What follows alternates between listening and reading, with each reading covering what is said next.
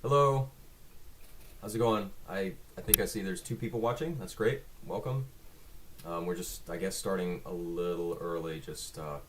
I think that's the typical recommendation, right? Is you're supposed to start a few minutes early so people can kind of trickle in before the actual stream.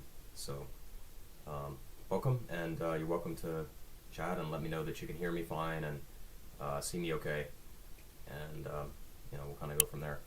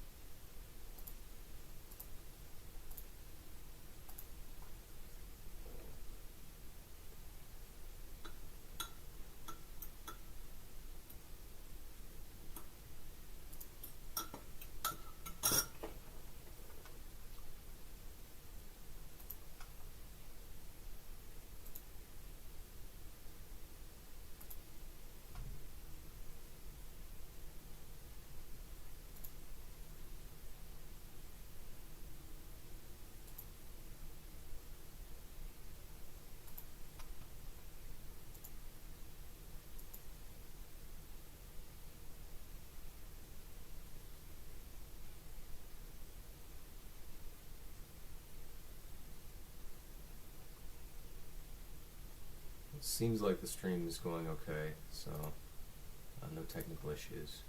If you are watching and you can hear me, just maybe could you let me know in the chat, so I know that I don't need to adjust any settings or anything like that, and that you guys are actually able to hear me when I'm speaking. That'd be great. I appreciate it.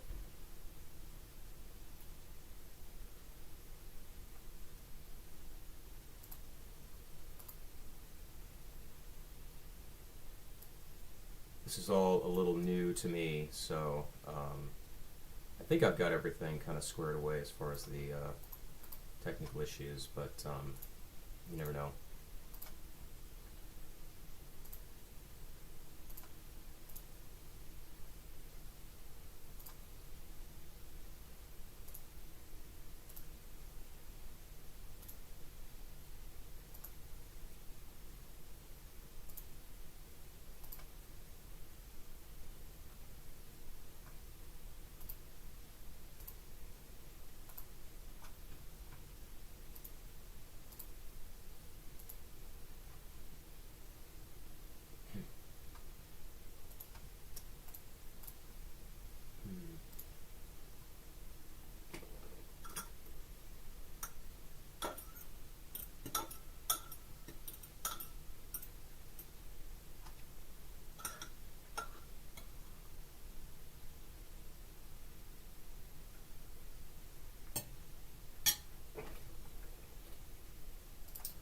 Try something real quick. I'm going to go into YouTube and see if I can. It's a little awkward in OBS. I'm going to try seeing if we can do anything in YouTube.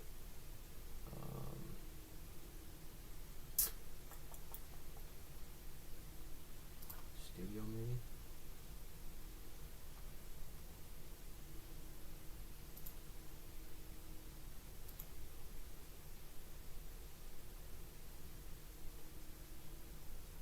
Hey guys, if you're just joining the stream, we're just kind of starting a little early. Feel free to ask any questions or make any comments, and I'm happy to start the Legions Imperialis talk or whatever else you guys want to talk about. I was pretty sure you guys were going to want to play a game, but when we did the poll, it was... I mean, I guess it was fairly close, but most people seem to want to just hang out, so here we are. I just wanted to check and see if there's a better way to view the chat than through OBS, but I'm not finding anything so far. So, I don't know. Do you guys want me to talk about like what I'm working on right now, or I mean, really anything else? I guess as far as painting projects go, I've been working on the Carmine Ambush Tercio that you guys saw me use in the last battle report. That's been kind of fun. It's been like my regular Solar Auxilia is basically gray. So painting something with I chose kind of a teal color for it with a wine red accent on the front of the hull. And I don't think it quite matches up with the art in the books, but I just went with it. I think the teal looks pretty close. It's kind of got a greenish blue look to it, and I think the ones in the book are a bit more blue-gray with the steel trim. But we're just going to roll with the teal, I think, and go on from there. I'm not a huge fan necessarily of the formation itself. I think that the scout special rule that you get for taking the formation is kind of wasted. It does give you, I think, 4 deployment, right? And then you also get a +1 to your cover saves. For something like the Lehman Russ, which has a 2+ armor save,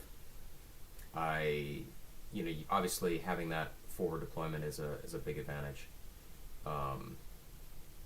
But the scout special rule really doesn't come into play that much. I think if it was maybe an additional -1 to the to hit that the cover that you're in provides, that would be more useful. But really, AP -3 weapons are so rare on the table, at least in the games that I play, that it really doesn't make a material difference.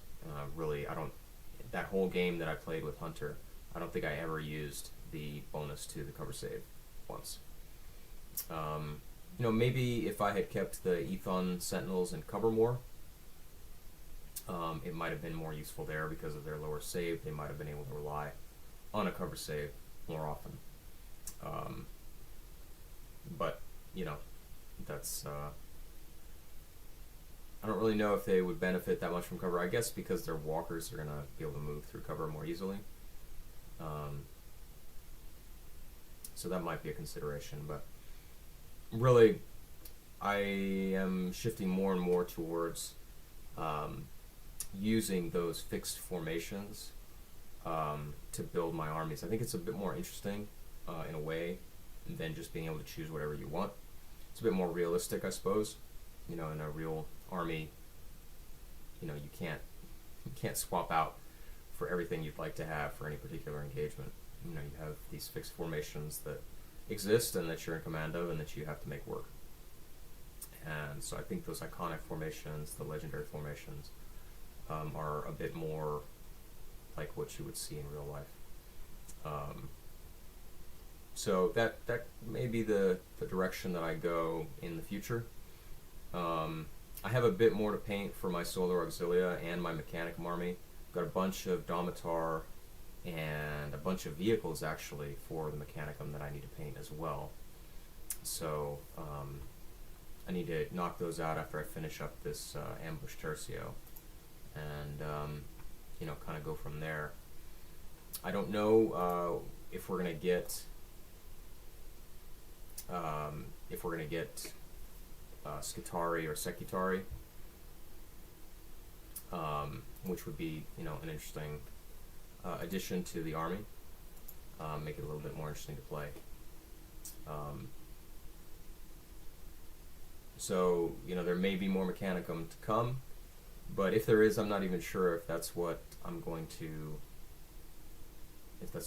go with, if I'm going to buy and paint those, because I'm kind of thinking about doing more of a Astartes force. I'd like to do a Shattered Legions force and a Emperor's Children army.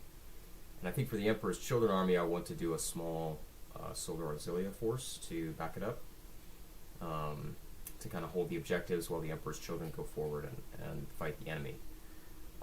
So probably some Lehman Russ Vanquishers, a couple of Shadow Swords in the back, and then maybe a drop pod assault or an aerial assault with assault marines would be fun. Maybe a couple of Thunderhawks or the Storm Eagles, I think they're called.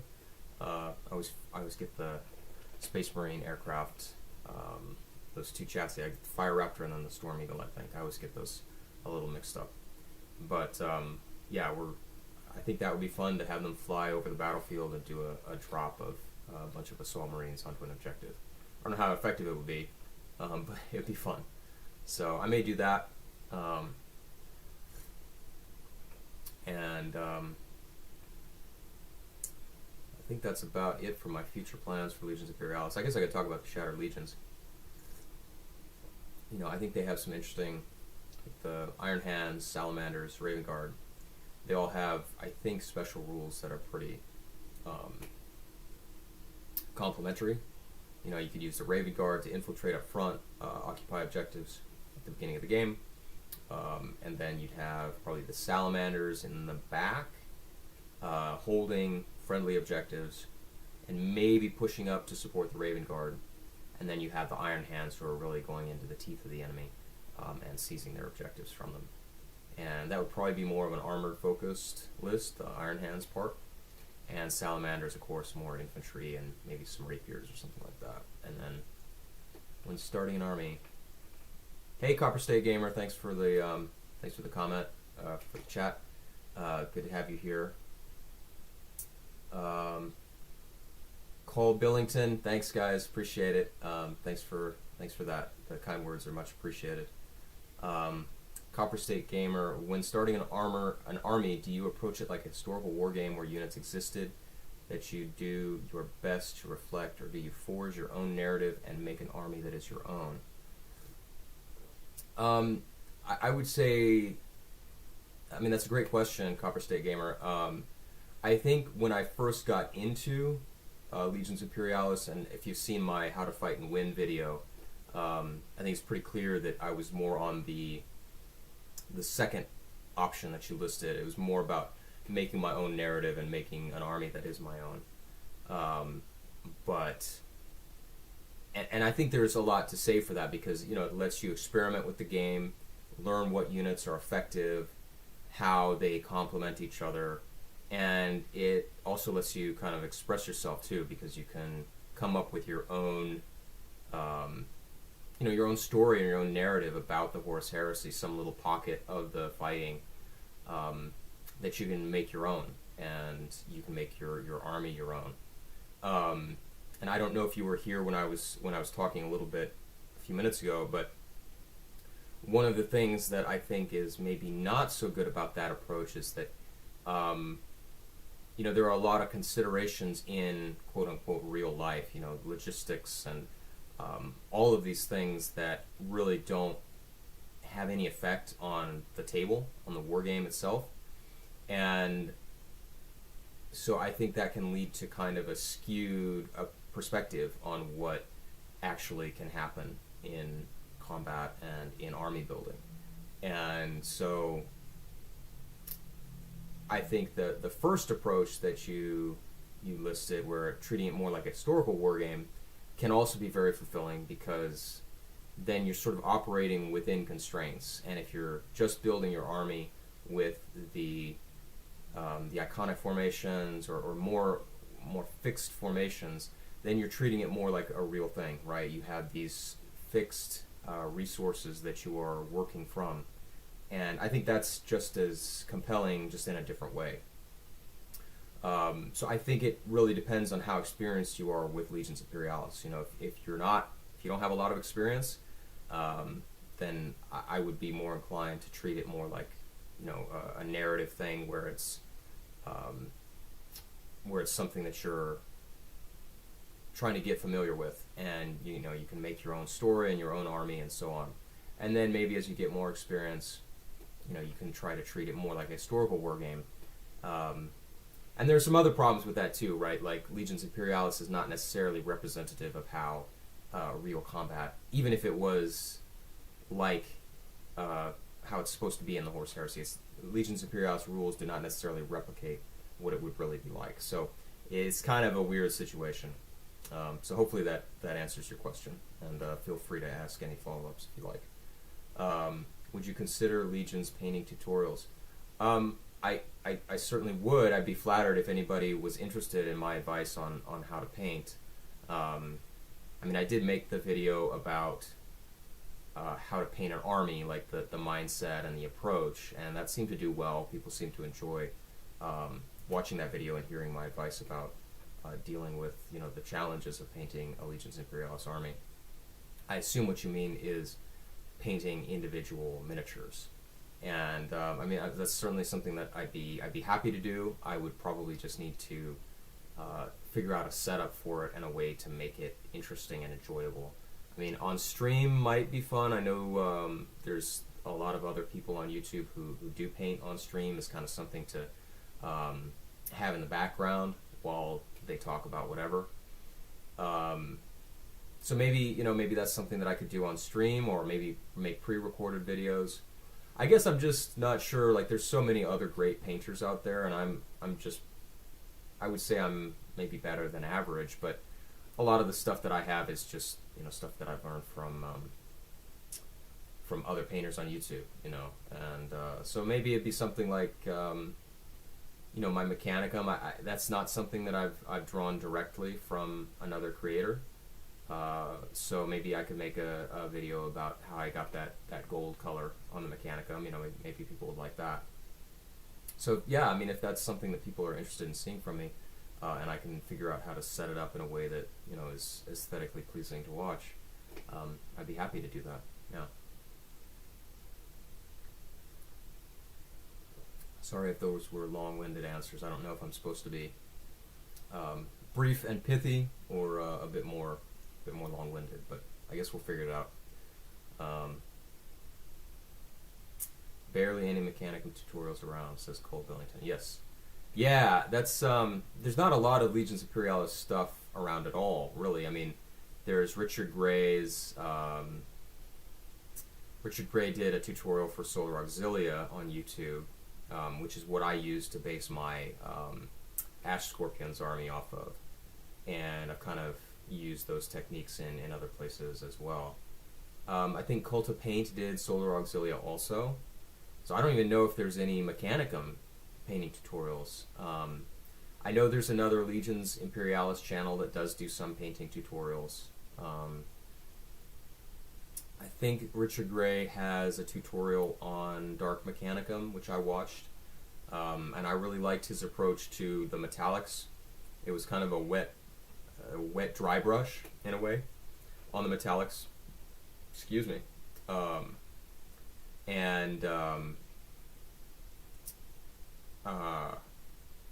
Painted with a wet dry brush, and then he uses a diluted contrast paint to really give it a muted metallic look, and I think that really works for this small scale. I think metallics honestly are just too bright as they are, and that's probably because they're primarily formulated for like 28mm figures, but it kind of just looks out of scale if you don't treat it right, and I think using that contrast paint is a really smart way to sort of tone it down.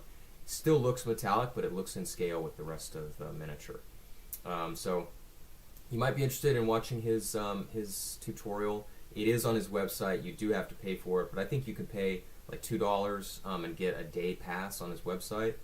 And it's a great tutorial, and it's definitely what I followed for my Mechanicum, although I used kind of a dark purple color, and I certainly didn't go into as much detail as Richard Gray. And that's, I mean, I really respect Richard Gray. He's a fantastic painter, but I do think that sometimes on his painting tutorials, he goes into far too much detail for me. Like, half of the video will be painting the tank, and then the next 20 minutes will be painting like the eye on the Space Marine, or the lenses on the mirrors of the tank on the Leman Russ, right, on the cupola, you know, and that's just too much for me.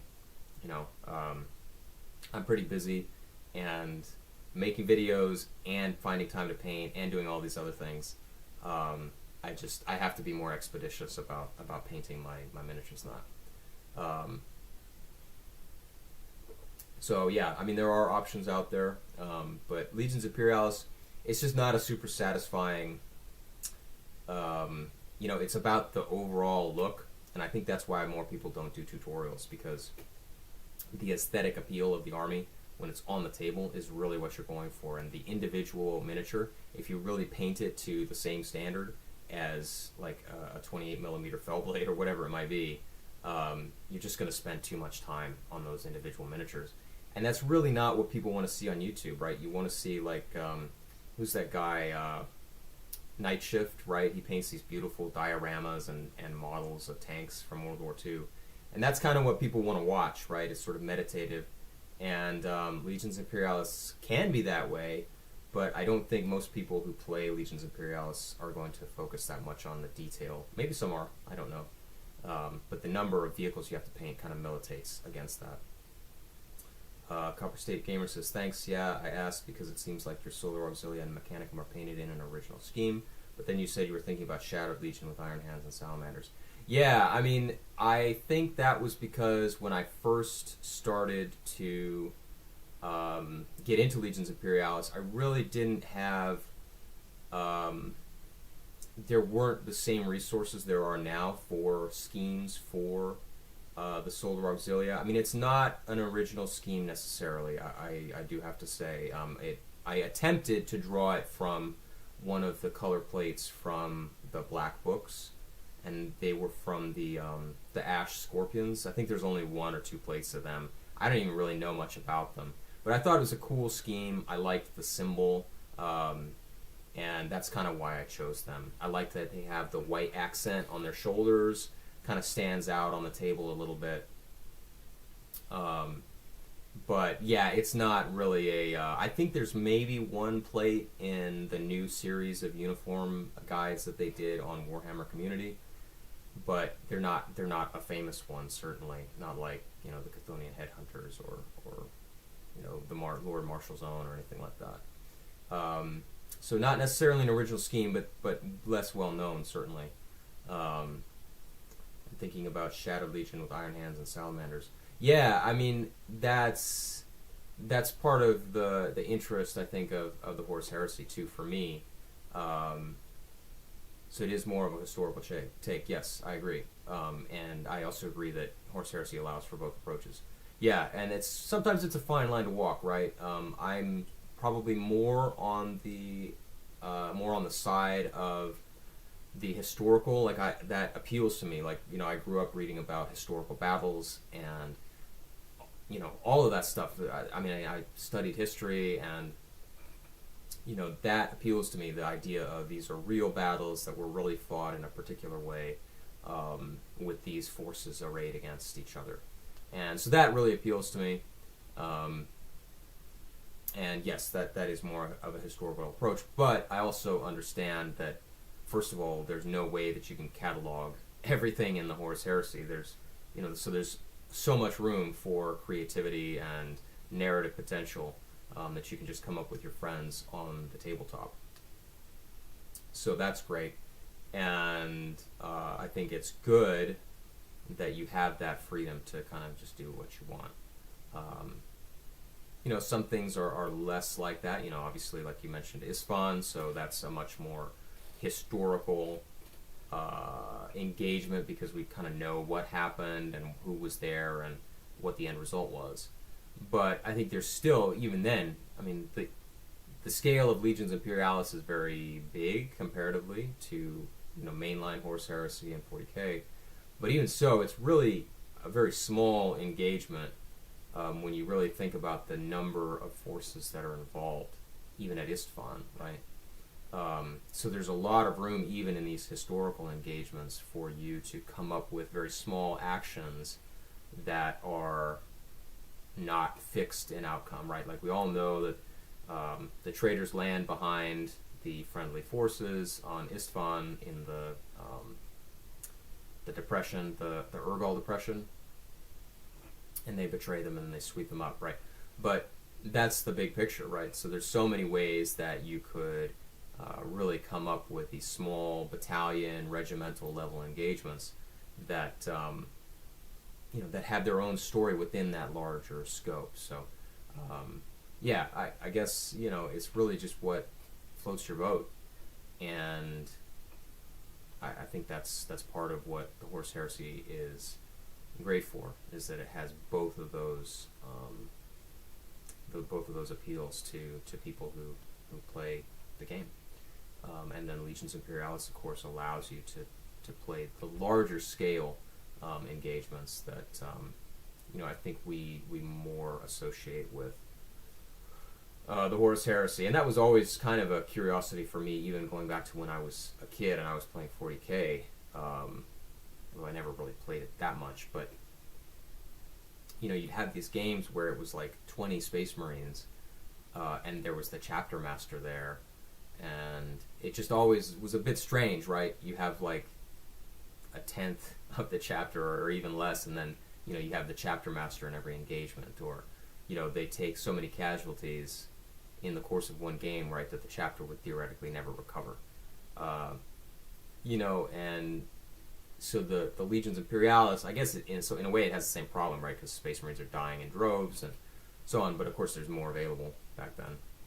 But I guess my point is that Legions Imperialis lets us have engagements that seem more weighty, right? Like they're more important because they just have more stuff involved. And so that's I'm not sure where I was going with that, but I think that's kind of an advantage of Legions Imperialis, I guess, is that it gives you that sense of scale, even though it's really a regimental, maybe battalion level game, which is not as big necessarily as I think a lot of people think. So, so thanks so much for the questions. I can continue rambling on, or if you have more questions, feel free to ask them. I've kind of put a list of things that you're welcome to ask me about, whether it's Legions Imperialis or just the YouTube channel in general, Wargaming, and then at the end, if you want to talk about something history related or literature or Homer or anything like that, I'm happy to talk about that with you guys too. So just let me know, and I am here to just hang out. And there's not really a huge goal behind this stream. It's just I wanted to give it a try and see how it goes. I think it's going okay so far. It seems like we're not having any technical difficulties, which is something I was concerned about. But the green screen seems to be working okay. The webcam seems to be okay, and so that's all good things.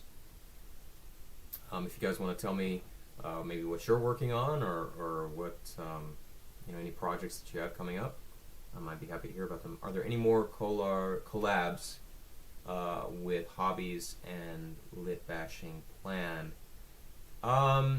So I actually met up with them in London. I guess it was about 4 weeks ago now, and that was pretty fun. We just kind of went to a couple of game stores and hung out and walked around London for a little bit. We didn't film anything, but I don't know if we're going to do any more collabs. Probably we will in the future. We kind of talked about doing something for the previews from the World Championship, but it never really came to anything. So the answer is, unfortunately, I don't know. I'd certainly be happy to do some more collabs with them. It was enjoyable, and I think it's a great way to build up the community, but I'm not sure exactly what that would look like. I mean, we are, I'm in the United States, they're all in England, so it makes it a little bit hard as far as timing goes, and coordination goes. You guys have good synergy on screen. Thank you, Colin Billington. I appreciate that. Yeah, I enjoyed it. It was fun. It's always nice to be able to talk about something you're passionate about with other people.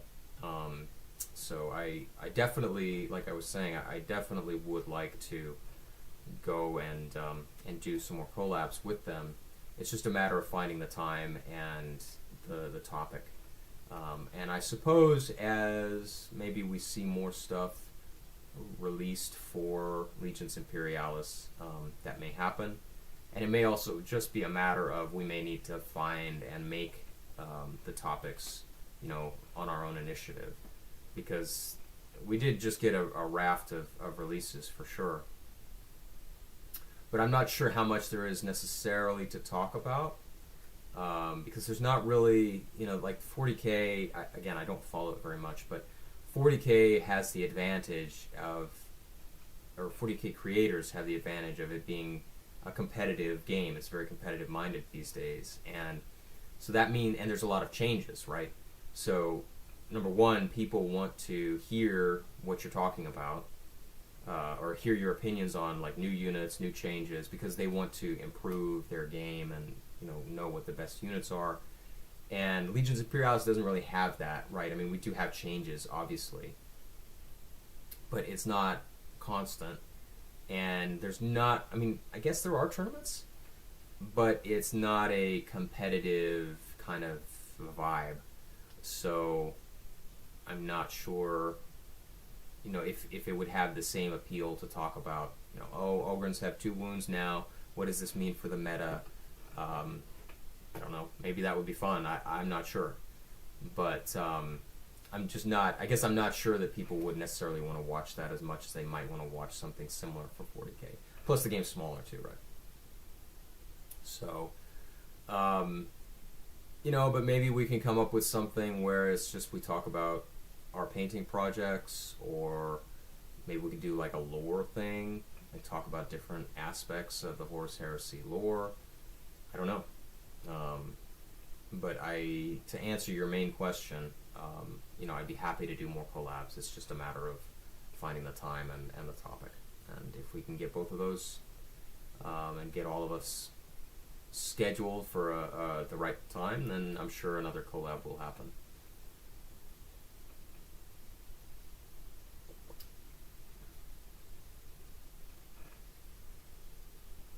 How many people are watching? I'm not sure. Looks like we got 2 people. 7 people. Holy smokes. Hello, everybody. So we're just kind of doing a collab. I don't know when you got to the stream, but we're just kind of doing a Q&A today. We're just hanging out and talking about Legions Imperialis. Feel free. I think there should be a pin at the top of the chat. Feel free to ask me about Legions Imperialis or the YouTube channel in general. Maybe like the plans, where we're going to go from here, anything like that. I'm happy to talk about Wargaming in general, if you're interested in my thoughts on that. And at the very end, if you want to talk about history or literature or anything like that, maybe preferably related in some way tangentially to the Horus Heresy, then I'm happy to talk about that or answer any questions too. So, I'm here to just hang out with you guys and just have a good time this Sunday morning. So,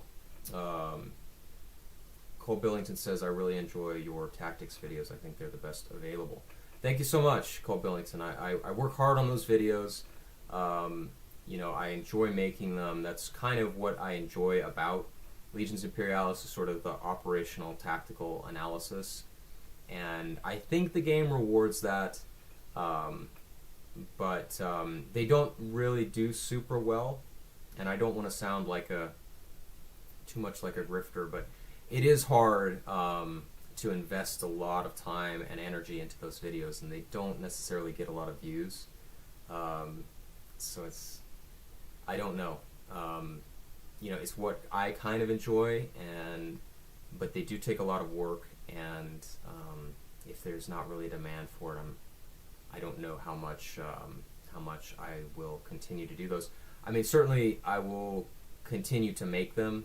I'm just not sure that they're going to be the mainstay of the channel necessarily, if that makes sense. Do you play any other GW IP games or other game systems? So I don't play any other Games Workshop games. I used to play 40K when I was a kid, and that was a long time ago now. Before, I don't even know what edition it was. It was just the edition that I knew. So I played that for a while, but really it was more about the miniatures for me. I kind of toyed with the idea of playing Warhammer. Also, I was really into, I liked the Lizard Men a lot. I thought they were really cool, but I never got into them. And then, of course, Warhammer was killed off, so I never had the chance.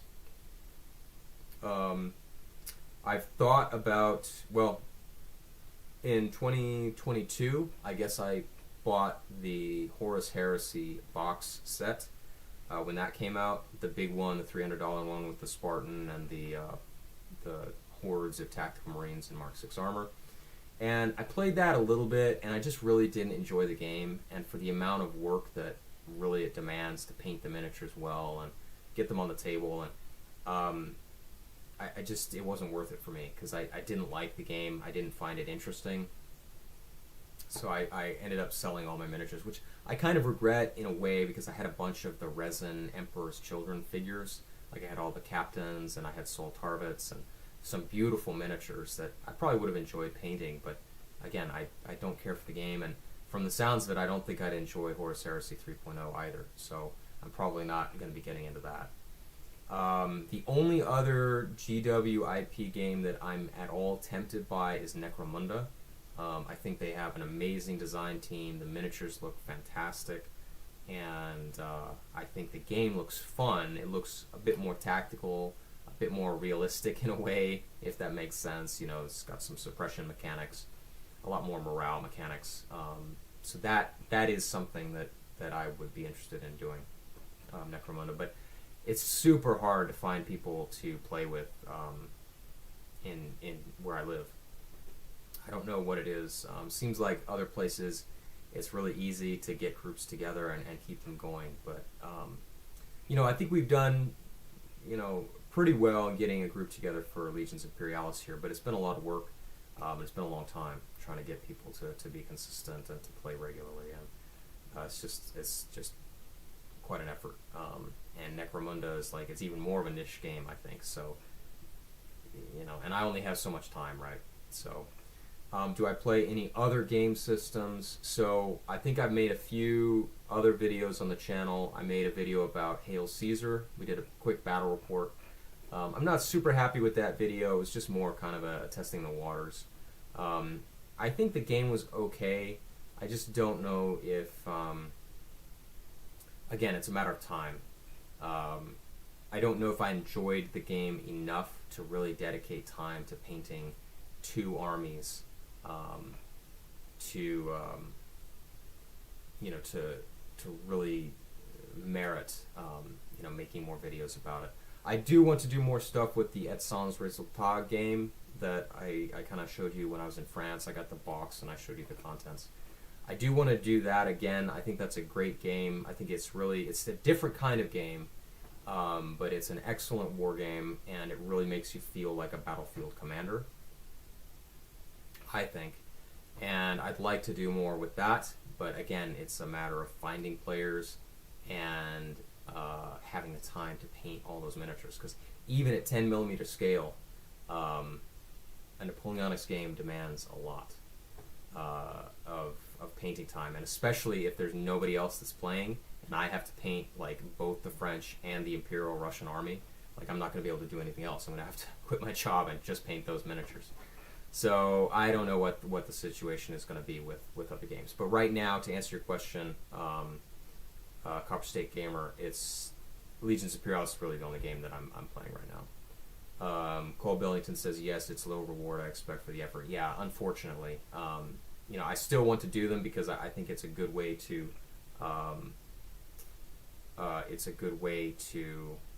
sort of fill out the channel. I think people do enjoy them. They just don't get a lot of views. But I think it's a good way to kind of keep, you know, keep videos coming out and have some variety in the channel, which I think is important.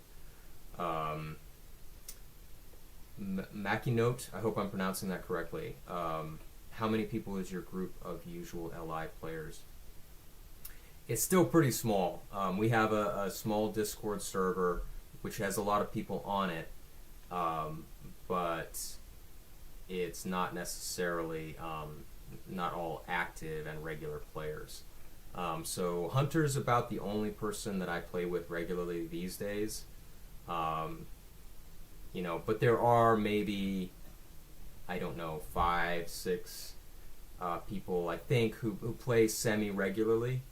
But again, you know, it's not a consistent thing. We do have monthly get-togethers at a local game store, and that I think usually brings in about 5 or 6 people. So it's not a lot. It is. I think it's pretty decent for some places, but you know, I would like obviously to have more and have more regular people, but for most people, unfortunately, Legions Imperialis is maybe their second or third game in their priority list, and I totally understand that, of course. But if that is the case, it's, you know, everybody's time is limited, everybody's monetary resources are limited, and so you have to prioritize. And most people's priority, unfortunately, is not Legions Imperialis.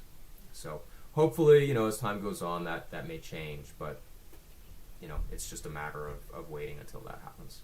But we just gotta keep the fire and keep going until you know, we get more people. And it's sort of a snowball effect too, right? I think the more people you have, the easier it is to get more people into the game. So you just kind of gotta stick with it. Copper State Gamer says Necromunda has some of the best minis around. Yes, I agree. I mean, I think the Mechanicum, the 28mm Mechanicum figures that Games Workshop has put out are just fantastic. I will say I don't care for the new Destructors. I like the old style better. But all of the, like the Castellax, the Thanatar, all of these miniatures are fantastic. So whoever's designing those is doing a great job. I agree that Necromunda, though, has, on the whole, the best designed range that Games Workshop has available. I mean, it's not overblown, detailed like Age of Sigmar, I personally believe is, and especially a lot of the new 40k stuff. But it has kind of that old school gritty feel to their miniatures, while still being outlandish in their own way, which is not over the top. And I know maybe that's that doesn't make a lot of sense, but that's the impression that I get, that it's really a dedicated design team that has a very firm vision about what they want their game to look like, and I think they've done an excellent job of curating their range to make it an interesting and compelling setting. And it's definitely like that new box, I forget the name now, but the one where they're sort of going into the Hive Secundus, I think it is, where they're trying to hunt down these gene stealers, sort of like the Predators going down onto Earth to hunt down people. I think that's a genius idea, and I kind of wish that I had the box, but again, it's just one of those things where you kind of have to prioritize. But it is, I mean, those sort of fungal, infected, or radiated gene stealers, where they're kind of sickly, they're not quite the full strength ones, they've sort of been separated from the hive mind, I think they look amazing. And the hunter miniatures look great too. It's really an interesting line of figures, and I wish that I had a chance to play more of it. Copper State Gamer says, where do you see the channel going in 2026? I'm not sure if it's going to be really that much different.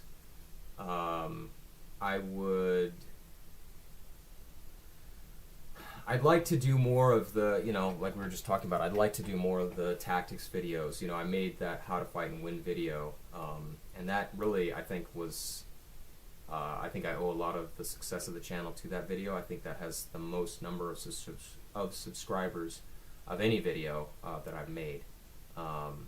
So I'd kind of like to go back to doing some videos related to that. I'd like to continue that series.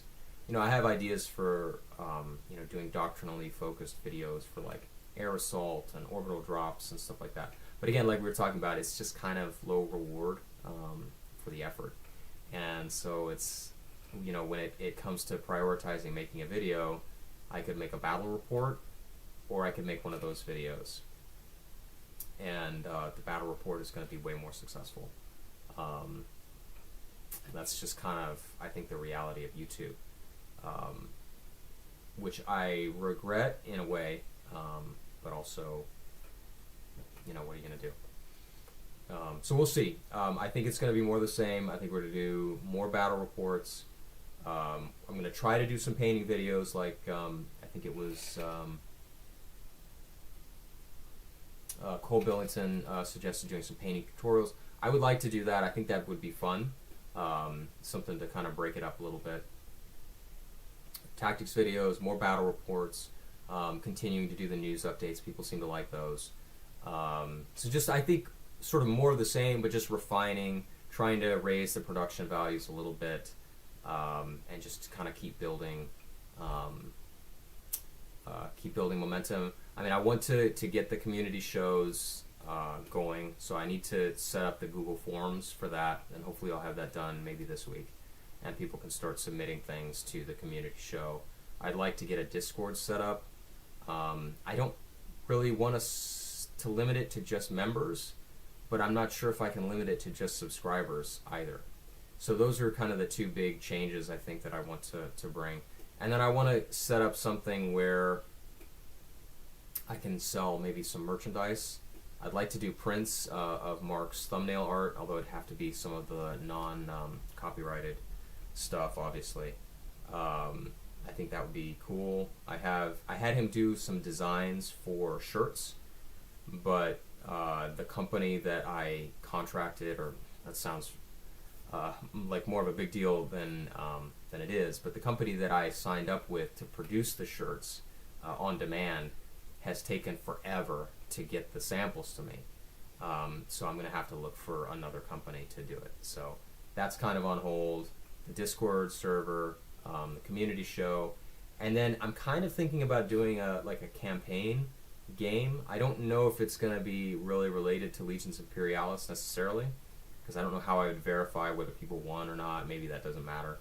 But I've thought about doing something where like channel members can be almost characters, kind of like the 500 Worlds thing, and maybe that was what sparked the idea, but have different roles. Maybe somebody's in command and you're trying to invade a solar system and there's an enemy fleet that you have to fight and then land your troops and conquer the rest of the planet. I think that'd be fun. It might be a bit of a challenge, might be too much to organize, but if we have enough channel members, enough people who are interested, maybe that would be a good way to grow the channel and get some more interest. Let's see. Mackie Note asks or says, we did a two LI Games event last month with 8 people, and it boosted the hype a lot. The next event already scheduled for the end of January already has 10 players and a waiting list. Hey, that's great, Mackie Note. That's it's really something to be proud of, I think. 8 people at one event. I mean, that's more than were at the event, the Tacoma event that I went to last summer. I think there were 8 people. But still, I mean, if that's a local event, you got 8 people showing up to play Legions Imperialis. That's great. Did you host it at a local game store, or how did you organize it? 10 people and a waiting list is fantastic. Cole Billington asks, what do you think is needed to ramp up interest in Legions Imperialis? New factions, rules, overhaul. I don't think the game needs a rules overhaul. Let me think about that.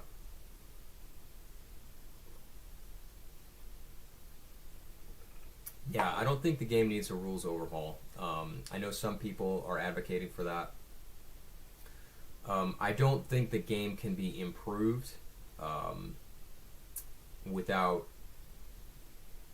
really changing its nature. Like, there are a lot of things that I think could be made better about Legions Imperialis.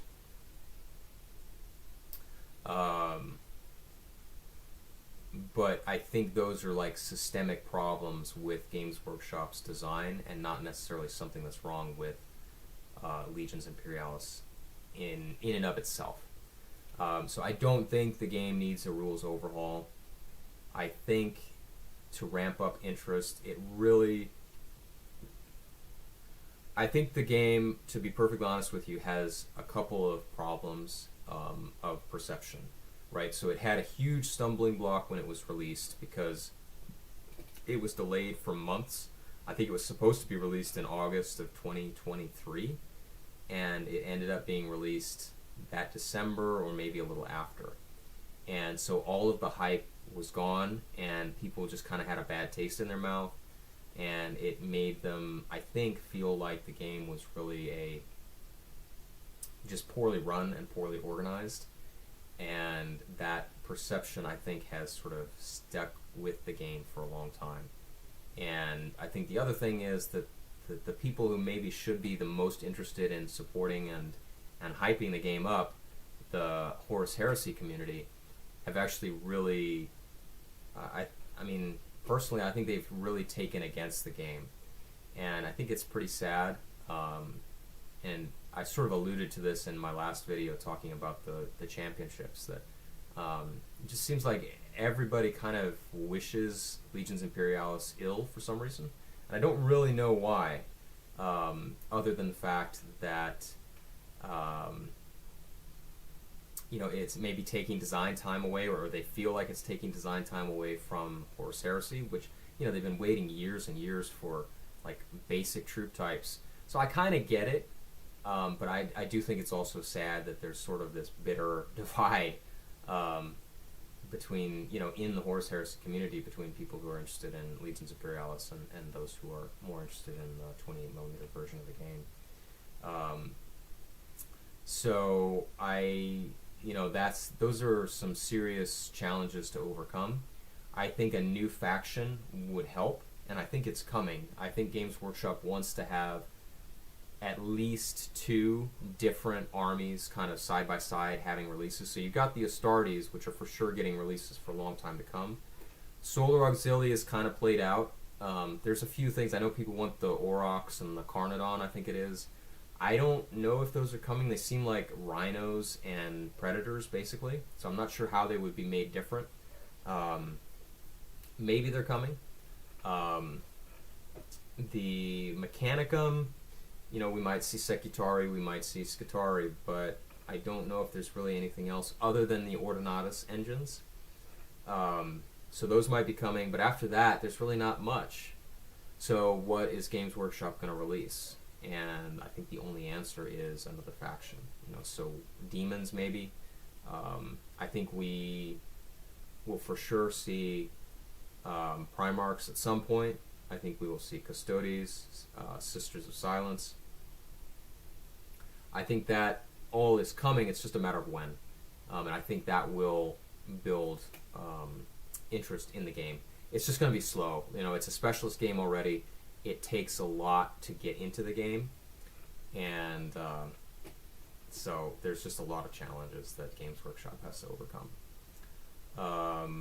Copper State Gamer says, I would be all in on a campaign. That's great, Copper State Gamer, thank you. Yeah, it's kind of a work in progress. I have some ideas what I might do. I'm leaving again on Friday. I'll be gone for a couple weeks, but maybe when I get back, I'll try to make a concept video of what the campaign would be like and see how much interest that generates.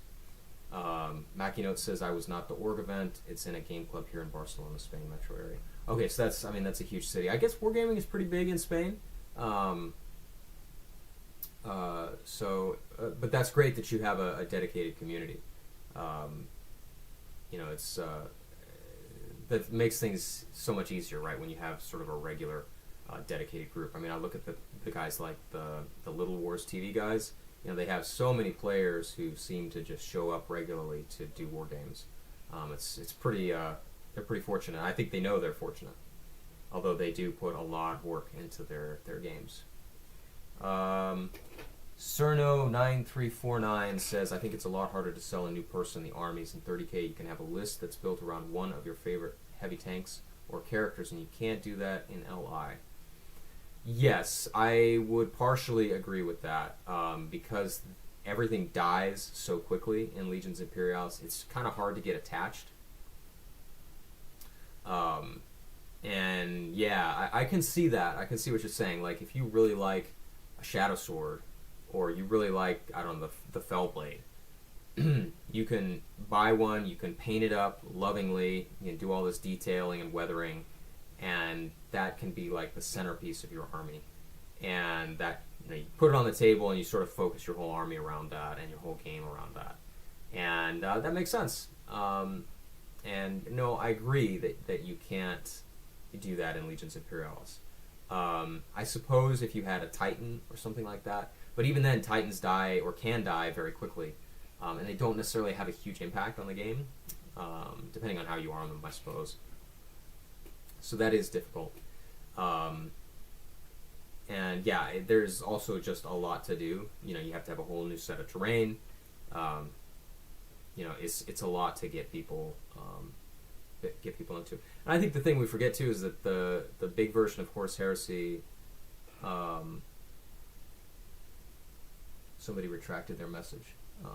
Sorry if I didn't see it quickly. Peter, Jessica. I'm happy to answer your question though. You know, Horse Heresy has been around for what? I don't know, 10 years now. So it's got a lot more momentum than Legions Imperialis. So will we ever have that amount of momentum? I don't know. It just kind of, we'll have to wait and see. You know, I do think the advantage of Legions Imperialis is that you can have many things. Like if you like the Fellblade, well, you can have 4 of them, or whatever the detachment size ends up being. And, you know, I think it's more fun to play with those things, but it's hard to imagine that in your head when you're just looking at it, right? Because these big things like the Titans and the heavy tanks. Okay, Peter, Jessica, thanks. Take care. So when you're playing Legions Imperialis, you can have 4 Baneblades or 4 Fellblades, or you can have 2 Warhounds or a whole army of Knights. And the advantage there is that they feel right. Like when you put a Warhound down on the table in 40k or the Horse Heresy or whatever it might be, or even a Fellblade, right? It kind of seems like it just sits there and shoots at stuff. And I don't know personally. I guess I've never done it, so I'm not really sure. But it seems to me like there wouldn't be a lot of interesting decisions that you have to make. You know, if the appeal is just, here's my Warhound that I've lovingly painted, and I'm going to play with it, I'm going to put it on the table, and it's going to roll a bunch of dice, you know, then that's one thing. But I don't think there's a lot of tactical decisions that you make with it other than, what am I going to shoot at every turn? It's not really going to move, and I think it's kind of the same thing with a Fellblade, Baneblade, super heavy tanks in general. Whereas in Legions Imperialis, there's a lot more tactical nuance to think about. You know, where are you going to deploy them? How are they going to move to best use their weapons? Because there are areas on the board where those weapons are not going to reach. So you're going to have to maneuver, you're going to have to coordinate with other parts of your army to best bring, you know, your fires onto the right target. And but that's a complicated answer, right? You know, I think a lot of people just kind of see the Fellblade, the big 28mm version, or the Warhound, or whatever it might be, and the appeal is just the miniature itself, and that's fine. But I think the argument that I just made about there being more tactical nuance, I'm not sure that's a compelling argument, I think, unless you actually learn it for yourself.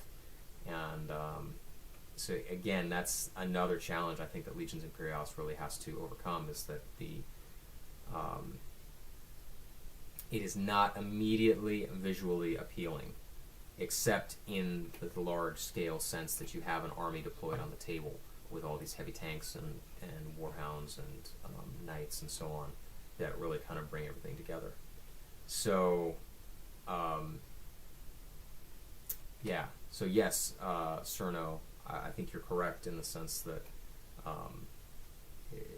it's hard to get somebody to really buy in, because they see the cool big miniature and that's what they want. And while I think there is something equally cool and interesting about having like the little tiny tanks moving around on the table, it's just not the same. So it is a harder sell. So yeah. Unfortunately, I think Legions Imperialis just has quite a few hurdles that it has to overcome, and I don't necessarily know, other than just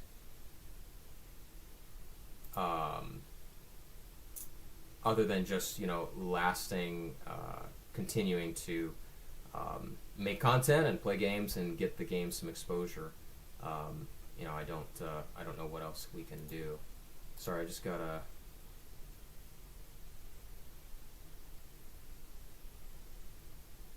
Huh. Sorry, I just got a notice that there was some copyrighted music. I don't know, are you guys hearing music? So, anyway. That's weird. Sorry about that. What were we talking about? Mackie Note says, my friend's biggest problem with Legions Imperialis is the lack of Xenos, not the scale. So I hear a lot of people saying that, and I don't know what to think about it. You know, on the one hand, I sympathize. I think certainly, you know, there's room for it. There's room for the Eldar. There's room for orcs, and I think that would be fun.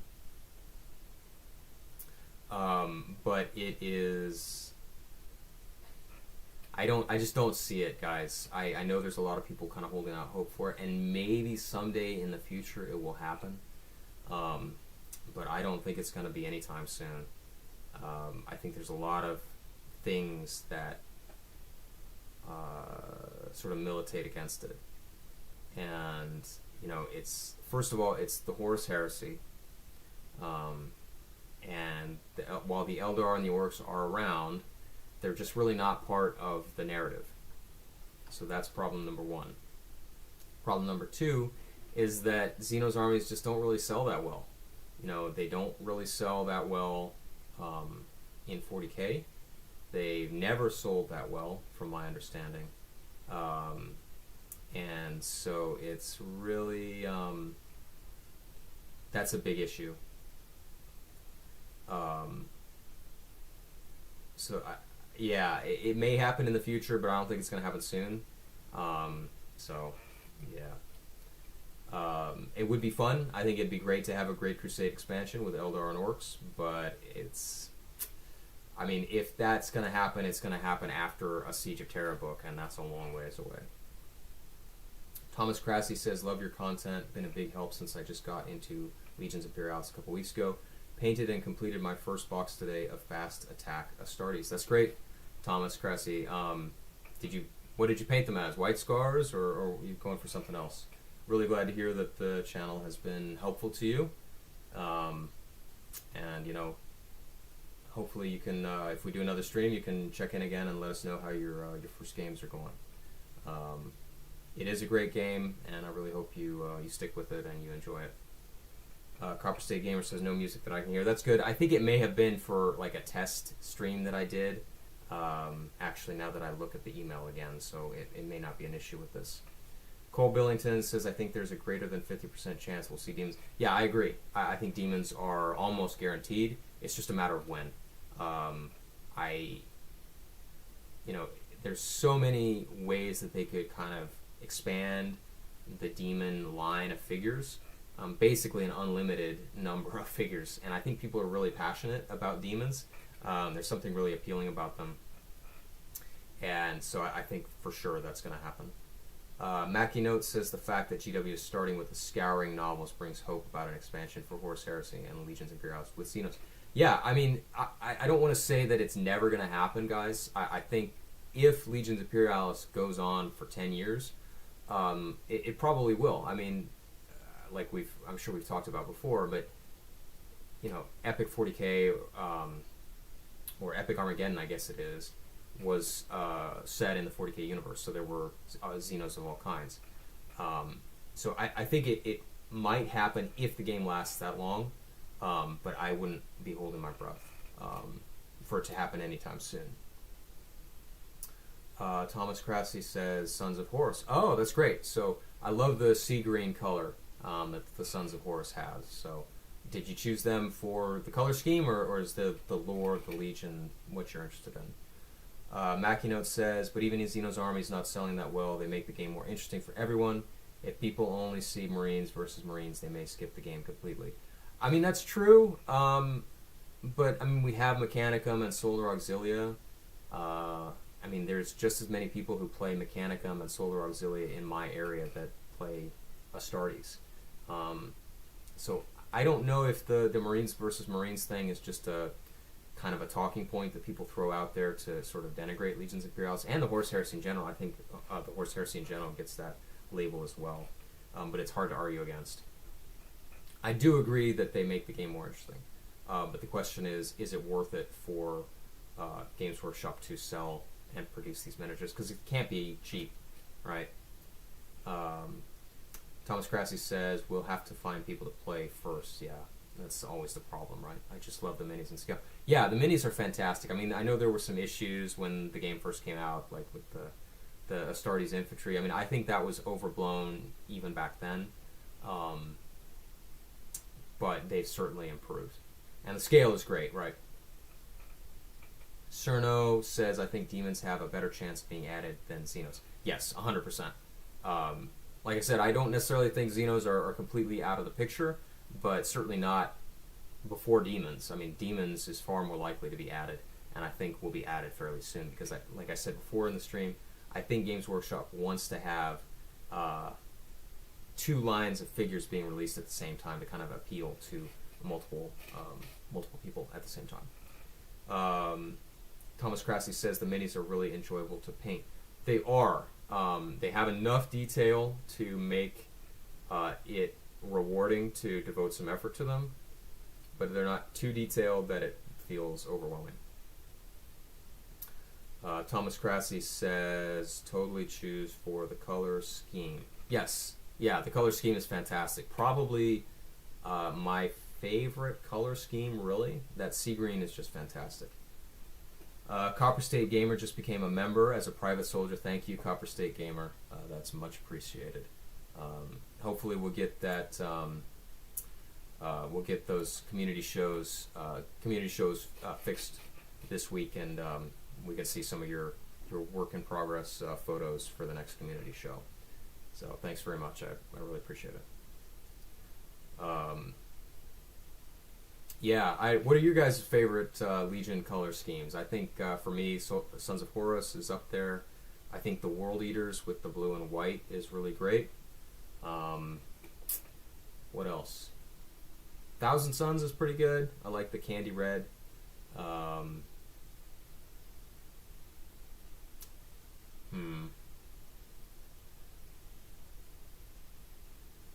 Those are the ones that stick out to me. I don't know. What do you guys think? Dark Angels, I kind of like the ivory bone thing they have going on with the replaced pieces of armor. But Black Armies just don't seem to look very good on the tabletop at this scale. I have a soft spot for the Emperor's Children, of course. That purple and gold is pretty striking. What else do we have? Imperial Fists. The yellow, I don't know. It's not my favorite.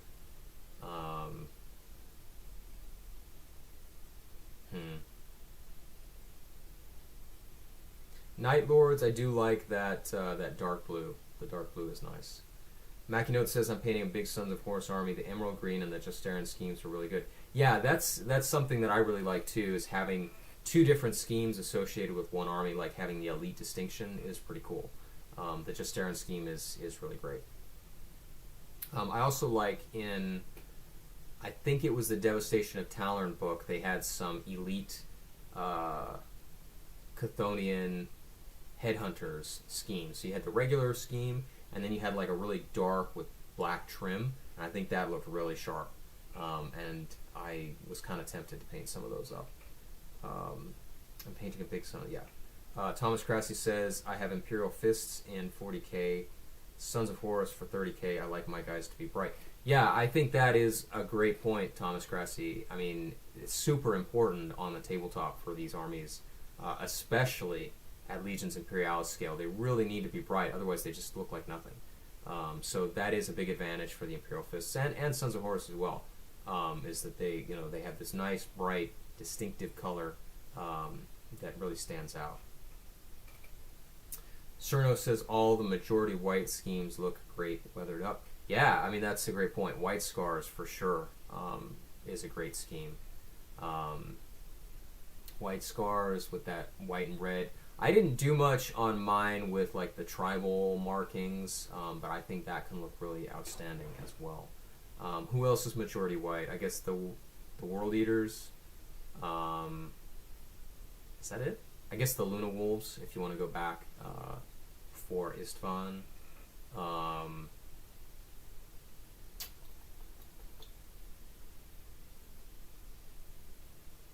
drawing a blank now. I think those are the only 3 majority white schemes, right?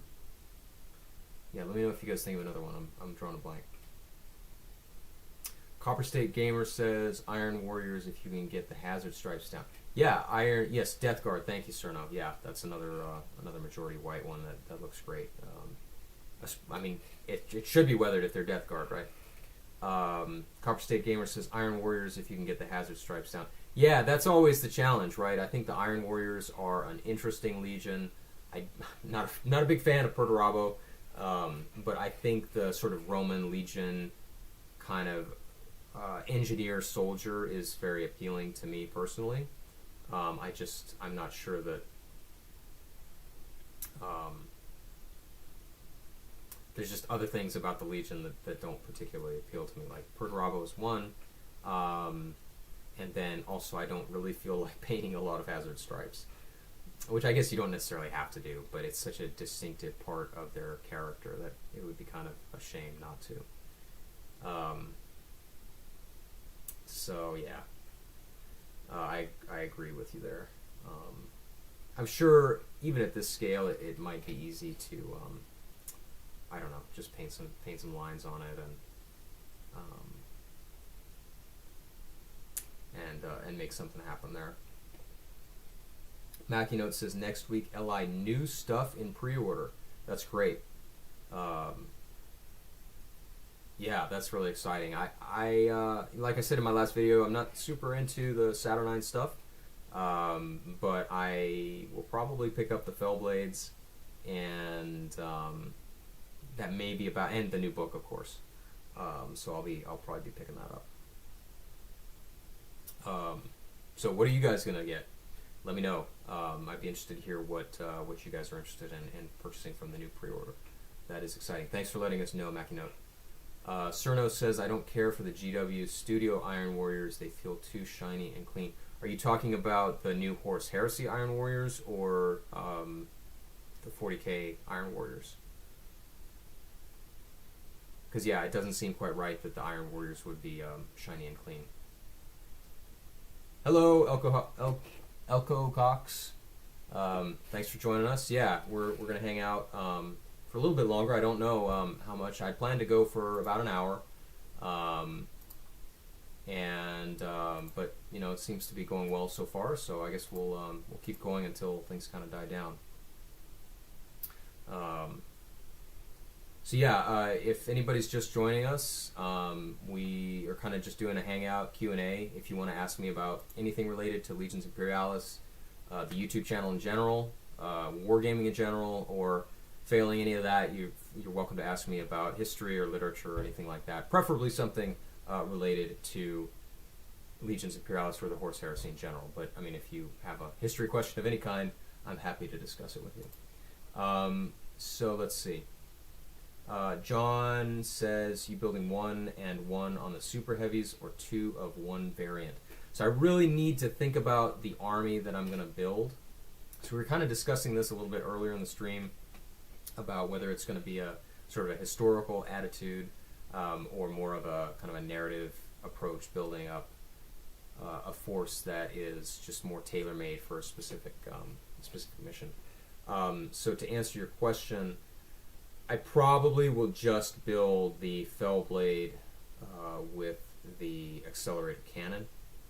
I'm not. I want to see the stats on the glaive before I make a final decision, but I'm not super impressed with Volkite in general so far. So I'll probably just build 2 of the regular Fellblade chassis. Probably for. Now I don't know. I might do them for the Iron Warriors for my Shattered Legion force that I'm conceptualizing. I might also do them for Emperor's Children. So it really just kind of depends on where I'm focused with those 2 forces.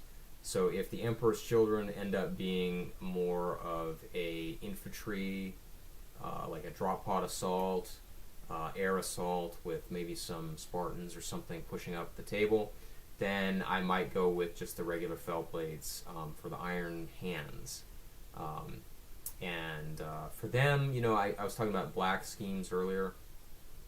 I'm probably going to use like the old Forge World scheme where you paint them metallic as a base, and then you use Tamiya clear paints, like you've got I think green, blue, and purple maybe it's red, and you kind of coat the miniature and then you cover it all with smoke, and it gives this really like burnished iron look, which I really like. So I might do that for the fell blades. Maybe I'll make a video of a painting tutorial for that, and that might be fun. So hopefully that answers your question, John. But for the most part, yeah, just the regular fell blades. John says, I'm getting the Battle Force and the fell blades. Are you new to the game, John, or are you a veteran? Because I think personally the Battle Forces are probably just good for just getting miniatures that you want, not necessarily as a cohesive whole. But let me know what your stance is on that. Cerno9349 says the 30k and Legions Imperialis Iron Warriors. I guess because it's early heresy, they need to look less evil. Yeah, I mean, I don't know. I guess it's kind of the Death Guard shtick that they don't really care about their heraldry, and they're just kind of dirty and miserable all the time.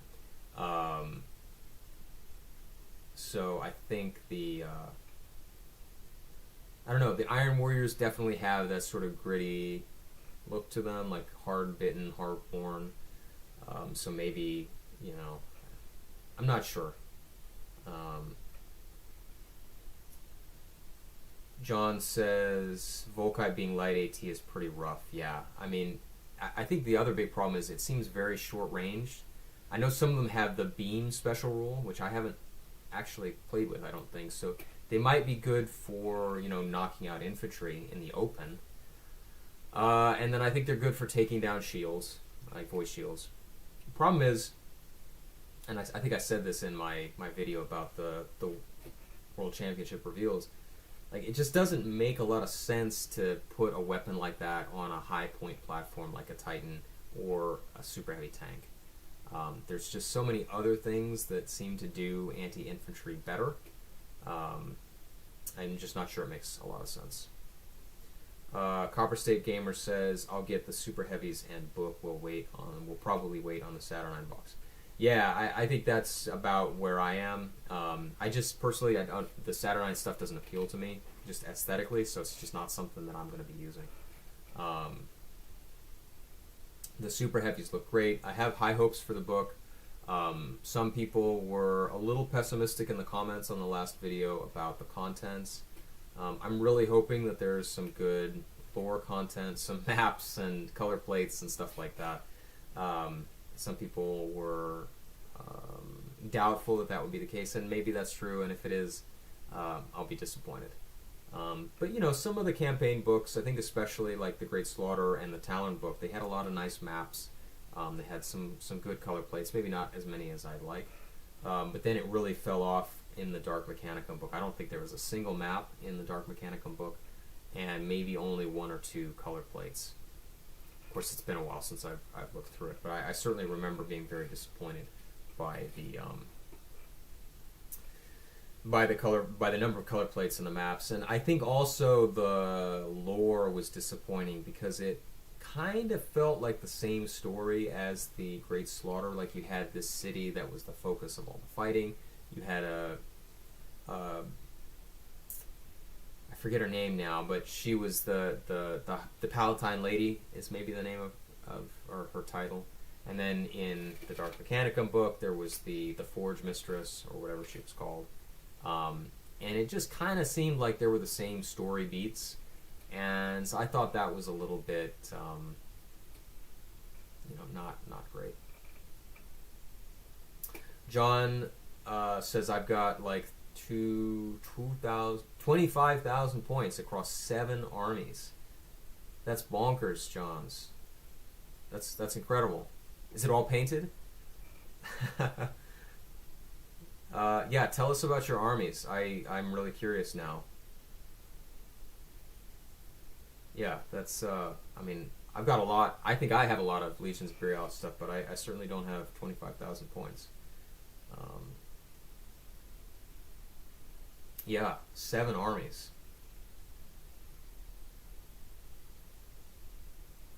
Yeah, that's impressive. Um, oh, absolutely not. Hello. Okay. Yeah. No. I would be very impressed if all that was painted. Yeah. Yeah, I'm curious. Like, 7 armies. Are these all 3,000 point armies, or what? Um, yeah, that's a lot. Um, let's see. Um, hmm. Yeah. So with 25,000 points, I mean, if you're looking at getting the battle force, is that just to round out some stuff that you don't have, or are you just looking to flesh out some of your armies, or what? Because when I was looking at the force, it just really didn't seem like a cohesive force to me. It just seemed like kind of Games Workshop sort of throwing some stuff into a box that was not necessarily, maybe stuff that hasn't been selling well, and that they just kind of want to put in a box for people to pick up. Um, what do you guys think? John says, I have Emperor's Children, Iron Hands, Mechanicum, Dark Mech, Solar Auxilia, Castoris Knights, and Mechanicum Knights.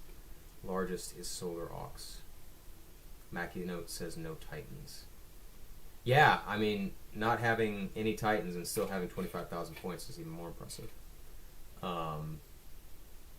I do enjoy painting Titans, but it is pretty time consuming. Emperor's Children, Iron Hands, Mechanicum, Dark Mech, Solar Auxilia, Castoris Knights, and Mechanic Knights. Yeah, how do you find, and I guess this is an open question for anybody, how do you guys find the Castoris or Mechanicum Knights to perform on the table? I played a 2v2 game, a couple weeks ago, and, they seemed powerful, but just not, even with, I think, some of the upgrades that they got in the Liber Strategia, they just didn't seem like they had enough punch, and there's just not enough of them to really, I think, be effective on the table. Emperor's Children, like I said before, I've got a soft spot for Emperor's Children. I really like the attitude of the Legion before kind of they fell, and that really, for whatever reason, they appeal to me. In their aesthetic, their attitude towards fighting and warfare and other legions and so on. And then, of course, they had the disastrous collapse, which I think is handled pretty poorly in the fiction, but we won't go into that right now unless you guys want me to. Iron Hands, I think, are interesting. I think they're just... It's really sad because, they kind of don't... They don't really get much play because their scheme is kind of boring, and their Primarch gets killed, and they just kind of become a bunch of bitter sort of reactionaries, and this is not much fun to play. Mechanicum, I really enjoy. Mechanicum didn't really appeal to me for a while, and then I started seeing the Horus Heresy versions of the miniatures, and I read more about their lore before they became the Adeptus Mechanicus, and the feudal idea really appealed to me. So that's kind of what got me into Mechanicum for Legions Imperialis. Dark Mech, I really like the miniatures. I think they are fantastic. I'm not super happy with their statistics. I think they have a real lack of heavy-hitting units, which is very strange because it seems like you should have these big, combat walkers that kind of scuttle around and do a lot of damage. Maybe kind of a glass cannon sort of thing. Solar Auxilia is the main army that I play. I really like their aesthetic. The sort of Victorian diver look really does it for me. And then, of course, the tanks. And the fact that they have the best tanks in the game doesn't hurt either. Castoris Knights and Mechanicum Knights. Yeah, I like the Knights aesthetically, but I'm just not sure how effective they are on the table. The shield knights are bonkers good. Yeah, the lancers. Yeah, they are good, but again, they're very vulnerable. Um, Even with the ion shield, right? You do have to take them seriously, but they just don't quite seem to have. It's just a tough balance. I mean, you don't want them to dominate the game, but you also don't want them to feel like they're impotent either, which is a hard line to walk. I really think, Johns says, I really think knights should have a rule that lets them consistently shoot and fight on the same turn. Knights often have mixed shooting and melee loadouts, and being unable to leverage both is rough. Yeah, I think that's a great point. I don't know what the fix would necessarily look like. I mean, that's kind of an issue with Legions Imperialis in general, right? It's because when you're thinking about tactics, you're trying to maneuver up to the enemy, suppress him, and then close and engage. But in Legions Imperialis, you can kind of do that with first fire. Like if you've got your units positioned correctly, you can first fire and then bring your assaulting unit up to close with and engage the enemy. But you have to be really deliberate, and I'm not sure how effective that is. And so it's interesting that the advance phase comes after engagement, when really it should be you move up, you fire, and then you have another unit that is able to come around and engage the enemy in close combat. So that's maybe kind of an analogous problem to the knights. I think that at the very least they should be able to shoot at different targets, right? So if you have like an anti-infantry weapon and an anti-tank weapon, the knight should be able to shoot it at two targets like a Titan can. Copper State Gamer says, I can a knight list at LVO and had a tough time. Fun though. Yeah, Copper State Gamer, no shade on your skill as a player, but running an all night list, I think is just unfortunately asking for a tough time. And it's just, I think, just part of the game, unfortunately. But I'm glad you had fun. That's really, at the end of the day, that's the most important thing. John says the apothecaries from the Strategia are a huge buff for Iron Hands on the tabletop. Yeah, I hadn't thought about that, but that is a great point. I mean, being able to use that against light AT weapons is crazy. Crazy good. My suggested fix for knights, this is also John's, my suggested fix for knights is that they can move into engagement range on an advance order.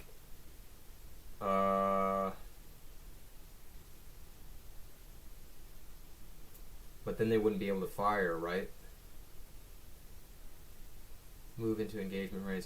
Are you just saying that so they can have more flexibility, or is that designed to let them shoot and engage on the same turn instead of just a charge order? Yeah, I'm not sure about that, Johns. I kind of have to see that in action, or hear more about how you envision it working. Because I'm trying to picture it in my head right now. Because you move, first fire, engagement, and then advance. So you would move into engagement range, but then you'd be engaged and you wouldn't be able to shoot. Although I guess if you're engaged with a smaller scale unit, then you could still shoot. And they can still shoot because the restriction on shooting is just when pinned. Okay, sure, yeah, that's true. Yeah, but I'm assuming that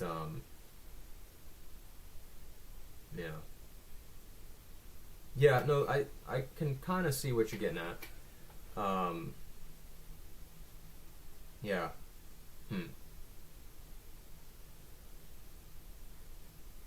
Yeah, I can see that. I mean, it sort of seems thematic, right? The knight is moving up the table to engage some infantry or vehicles or whatever, and it's firing its guns on the move. Yeah, I can see that. Titans too. Yeah, I mean, a Titan list. Titans are powerful.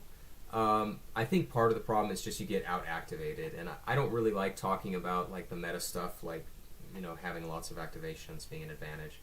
But at the end of the day, it's true. And so, a Titan list just exacerbates the Knight list problem. They just don't have enough activations. They are still very dangerous. They're still, durable. but you just don't have enough good weapons to deal with all of the things that are going to be coming at you with the Titan list. I guess the big advantage is that if your opponent is taking a lot of infantry, you're kind of immune to a lot of the weaponry that he has available. But at the same time, I'm not sure how much of an advantage that is because they're so short ranged, and infantry are really just used for holding objectives. It may not be that big of a deal. So really, you're just getting out activated, and so Titans, unfortunately, are just in kind of a weird place, just like Knights. And I think that's probably how it should be. I think I'd rather the game was that way than the other way where it was all about Titans, because we already have a game for Titans, right? We have Adeptus Titanicus, and we have a whole game mode. We have a whole game mode dedicated to just playing with Titans and Knights. And so I may have said this before, but I kind of think it was a mistake to introduce all Titan and all Knight armies into the game. But, I guess if people want to play with... you can play open play anyway, so I'm not sure why you necessarily have to have the list to justify it. But I guess I don't know. It's just hard. It's difficult. John Cerno says the problem with Knights and Titans is you are playing naval warfare against normal ground armies. Yeah, I think that's a fair comparison, right? You have these long-range guns and slow, more cumbersome vehicles, the Knights and Titans. And there just doesn't... The interface between the two just doesn't seem to be quite where it should be. And I'm not sure if that's just a design problem or if it's just a problem that arises because of the nature of Knights and Titans.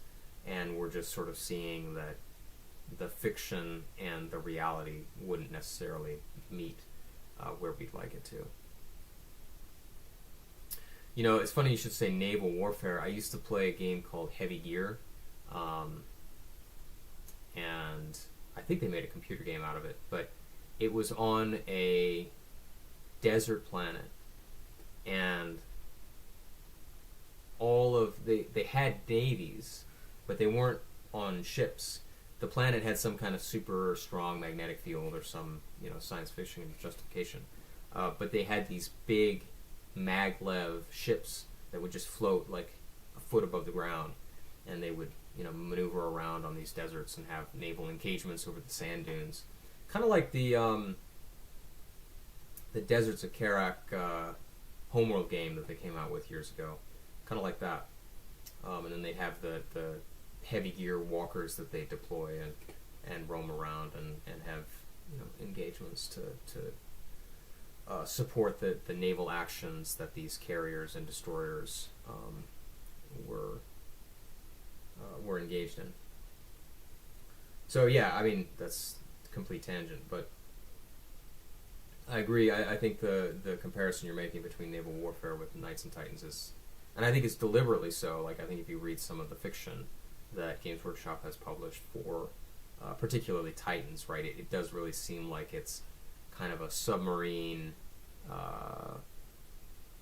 hunter-killer kind of thing where you send the warhounds to kind of scope and flush out the enemy Titan, and then you close in for the kill. And it does have a very naval feel with these long-range weapons that are very dangerous.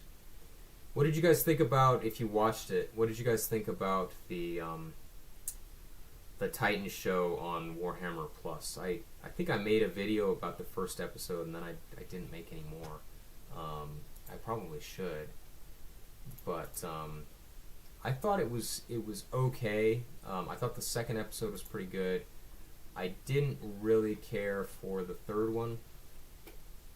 The actual combat, I think it fell into the same trap that a lot of military science fiction shows fall into, where it sort of hinges around kind of a super weapon or something, And the example that's coming to my mind is the shadow sword that's hiding in the building, and it takes a shot at one of the titans, one of the warlord titans, as they're moving through the ruins of the Imperial Palace. And it basically destroys one of the titans in a single shot. And so, of course, that's weird, right? They have void shields, so why is it doing so much damage? And I think it's just because they wanted some dramatic tension. And then in the next episode, there's like 15 shadow swords, and they're all shooting, and all the volcano cannon bolts are like missing all the titans. And I don't mean to be too harsh, but it's when one thing is on screen, it's very dangerous. But then you have 15 of the same thing, and the effectiveness goes precipitously down. And then the shock reveal that actually Horus. Spoilers, by the way, if you want to watch it, and you haven't. But I'm going to spoil the end, which is kind of spoiled at the beginning. But they don't actually kill Horus, and it's just a trap. And it's like it's not really that much of a surprise. So I was kind of disappointed there. John says, I think it was fine, but nothing groundbreaking. Yeah, I agree. I think the writing was, okay. The animation was pretty good, but it just wasn't much. Wasn't much to write home about. I think probably the best show that they've done is the Blood Angels animated show. I think that was pretty good. Conservation of ninjutsu in action. Yes, that is the TV trope's name for it, isn't it? That is absolutely what it is. But it's just hard. As a writer, you have to make things dramatic and scary, and it's not always easy to do that. And especially, I don't mean this to sound like you need to have military experience to write military fiction, but I think people that don't have that experience or even have much knowledge of military affairs, when they write military fiction, I think they kind of get lost and they don't really know what to do. And it all sort of ends up hinging around a super weapon. Like the new Star Trek was kind of like that, right? Like this, the mining ship or whatever it was, the one that came back into the past and destroyed Captain Kirk's father's ship, and the solution was always it's not about outfighting the enemy. It always hinges on like a super weapon. And I think the Into Darkness one, the Wrath of Khan remake, was the same thing. Like it all hinged around the super ship. Like it wasn't about fighting better than the enemy. And that's kind of why I liked we're getting way off track now, but I really liked the Next Generation movie, Resurrection, the one with Tom Brady where he's like the clone of Patrick Stewart. I really liked that movie. I think it gets a lot of hate, but one of the things that I like about it is that it has one of the only space battle scenes that I can think of that really focuses on, like, they're actually fighting the ships. They have real tactics. I mean, you know what I mean. Tactics that are based on the situation, and they're adapting to the tactical scenario, and they're using the weapons that they have available to try to fight and kill the enemy. And it's not about, I guess it kind of at the end sort of shifts more towards these super weapons and sort of magical things. But I really respect that movie for that, because it really has that kind of tactical military approach, even though we're talking about spaceships and so on. Cerno9349 says, I think the cinematography is awful. It's hard to focus on what's happening and where everything is. Yeah, I think that's fair. I mean, it's very dark for one thing, and I think that's partly because the animation is not necessarily of the best quality.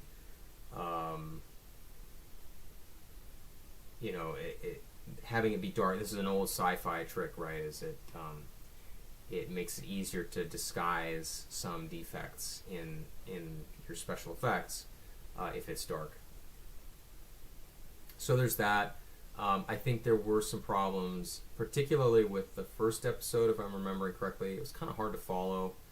It was not always easy to know who was being talked to. And yeah, I agree. It just was kind of okay. And I think it's really a shame because Games Workshop has a huge potential, I think, to make really interesting and compelling stories in their universe. And they just don't quite seem to be able to do it. I really liked the Interrogator was pretty good, I thought. The kind of black and white film noir sort of thing. I thought that was pretty good. And the Blood Angels one was pretty good. Is it Angels of Death they called it? But a lot of them just seemed to kind of fall flat for me. And I'm not sure why that is necessarily. But it just doesn't seem to really capture the feel of the setting. And I don't know if that's just because they don't have the resources given to them by Games Workshop or or what. John says, I'm excited for Astartes 2 next year. Yeah, me too, Johns. Astartes is an amazing piece of work. And I think it's just, personally, I think it's criminal that Games Workshop has basically stifled him. Sayama Peterson, I think is his name, because it's really... it is the one piece of animation that I think has captured everybody's imagination. I mean, everybody remembers it. Everybody still talks about it. And there's no dialogue. And all of the storytelling is through the cinematography. I guess there's a little tiny bit of dialogue, technically. But everything is through the action, the storytelling, the storytelling is through the action, the cinematography, and how the characters move and act, and that to me speaks of a lot of talent. And I think it's a real shame. I mean, it's been 5 years since the final part of Astartes came out. It's hard to believe. It takes me back a little bit actually, because I remember waiting for it, and then I signed up for his Patreon to try to support him to produce something else, and then of course I guess he went over to Games Workshop. But anyway, as I was saying, I don't Games Workshop just doesn't make sense to me sometimes, because they have somebody who clearly knows what the setting is about and how to make it interesting and compelling, even though it's really all action. There's no dialogue, there's no real characters. And yet somehow it's compelling and captures the essence of the setting. And, to be able to have more resources to maybe do something with actual dialogue to tell a more intricate and complex story, I mean, why would you not just jump on that chance? Because think of how many people... I still see videos on YouTube about, so-and-so watches Astartes for the first time, and they're just captivated. And I just don't understand why Games Workshop would not try to capitalize on that and repeat it. And maybe it's just taken this much time to do that. But I kind of don't really believe that. I feel like if I was in charge of Games Workshop's marketing, I would just give him money and let him do what he wanted. And, within some broad outlines. And you'd think that would just bring more and more people. I mean, look at the success of Space Marine 2, right? I mean, I haven't played it, but I've watched some of it, and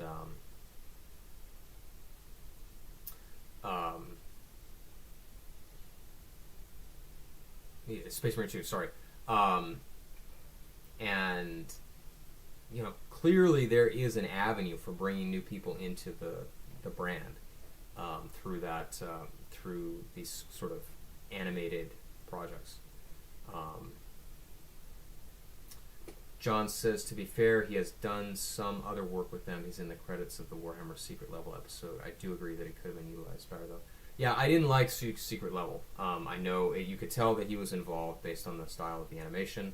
I thought it was basically a remake of Astartes. It hit the same plot points. I didn't think that I didn't think that the characters, the addition of the dialogue and the characters was well done. I thought it was kind of overwrought. I didn't find it to be nearly as good. And maybe part of the problem with it was that I just kind of saw the bones of Astartes being laid over with a new skin, and that kind of maybe rubbed me the wrong way. But yeah, I mean, he's done some other stuff. He did the trailer for that new game from the Battle Brothers developer, the Menace, which I thought was okay. It certainly wasn't another Astartes. So clearly he's not completely shut down by Games Workshop, but I don't know. I know I've been talking about this for a long time now, so maybe I should move on. But I just think that Games Workshop made a big mistake. They could have utilized him a lot better, and really, I think, brought a lot of people into the brand that they may have missed out on. So I do think it's a shame. But, maybe they know what they're doing.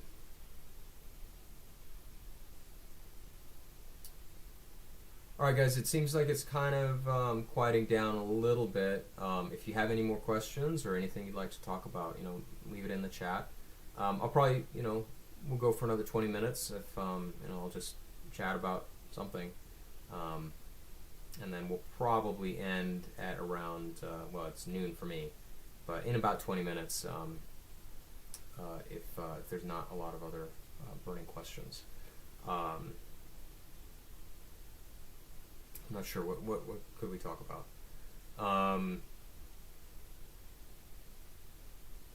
Legions Imperialis.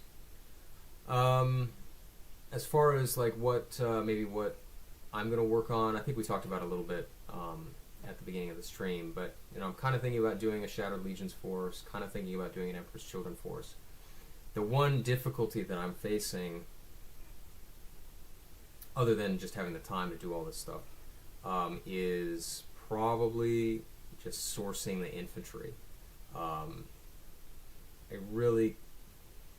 don't want to buy a bunch of infantry boxes. So, I'm a big advocate of infantry on the channel. I think it's a huge part of the game. It's important to have in your army. But at the same time, to get the numbers that you need, especially for Astartes, I think is pretty difficult. So I'm not sure what I'm going to do about that. I may look on eBay for some resellers who've clipped them out, and just try to get them that way. 3D print for infantry is acceptable, says Macchino. Yeah, that's what I may end up doing. Like I don't know anything about 3D printing. I'm not practiced in it. I know it's sort of a hobby in itself, and that's kind of why I haven't dealt with it before now, just because I just don't really have the time to do this YouTube channel, Legions Imperialis, learn how to 3D print, work, all these other things. So I may try to find somebody here locally that will 3D print me some infantry, and that is probably what I'd like to do, especially because I'd like to do like Mark II or Mark III for the Iron Hands, the Salamanders. I guess Mark VI would be fine for the Raven Guard. And then I'd want Mark IV, I think, for Emperor's Children. I think it'd also be fun to do a Sun Killer unit, but I'd have to find somebody to 3D print me some infantry with las cannons for that. And I'd have to come up with some special rules. But that would be pretty easy. You could probably just say, well, they're missile launcher Marines, but they have a las cannon instead, and maybe they have accurate or something. Cerno says, I recommend finding someone with one. There's boatloads of free epic scale stuff. Yeah, I mean, for infantry, for sure. I still think that 3D printed vehicles do not compare to Games Workshop's vehicles. From what I've seen anyway, maybe there's some people out there who have better files or better capability of printing. But up to this point, I have not yet seen a 3D printed vehicle for Legions Imperialis that can really even hold a candle to Games Workshop stuff.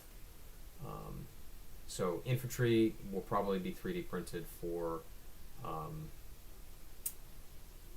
my 2 Space Marine armies if I can find somebody to do it. But the vehicles will be purchased from Games Workshop. John says, I think that it's not too unlikely that we'll be getting another infantry box with a different armor mark in the near future with some of the other specialist units like Breachers or Recon Marines. I have to say, Johns, I'm not sure that I agree with you. I just don't know if that's, for one thing, looking at it from Games Workshop's perspective, I don't know if that's going to sell enough. Maybe it will. But the infantry is so small that the difference between... Now, of course, you look at it up close, you're going to be able to tell the difference. But on the table, you're really not going to see any difference, I don't think, between a Mark 6 Marine and a Mark 2 or Mark 3 Marine. And I think that the cost that Games Workshop is going to incur by producing a new Armor Mark box,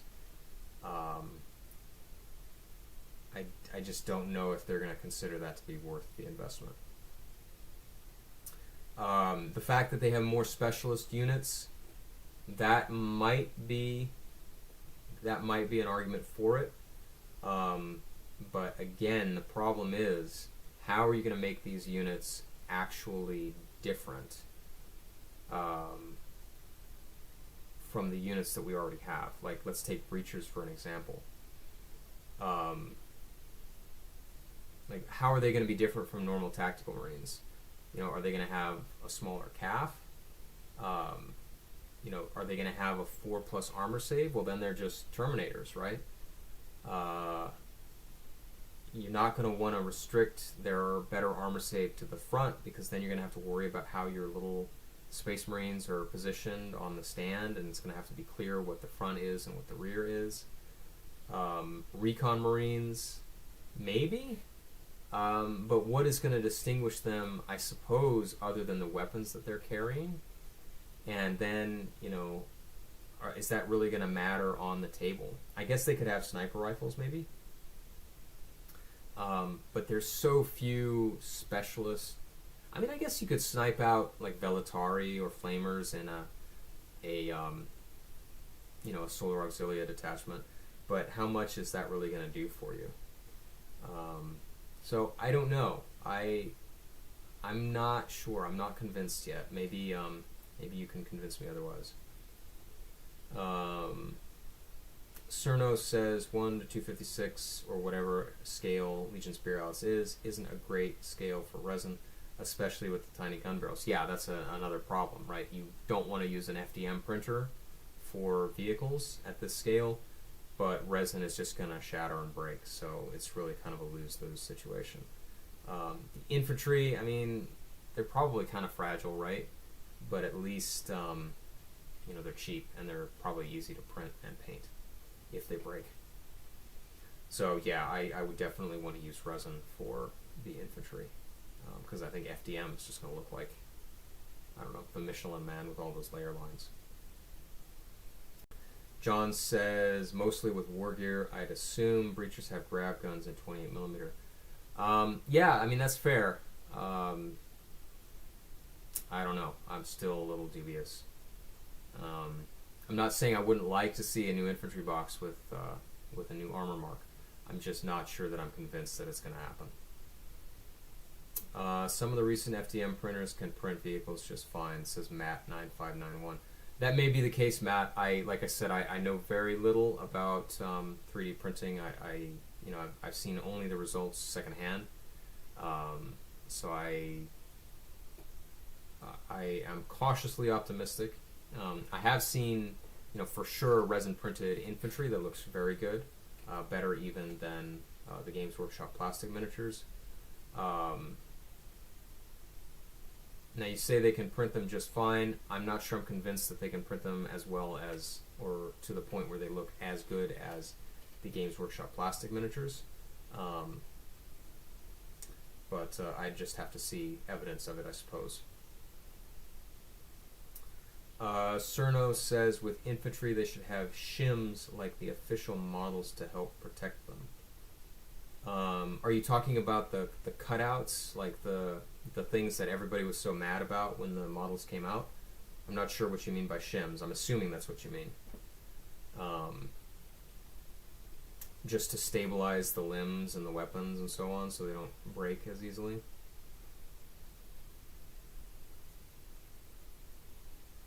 Because it seems like people have turned to 3D printing for the infantry specifically because they don't have those shims, if that's what you mean.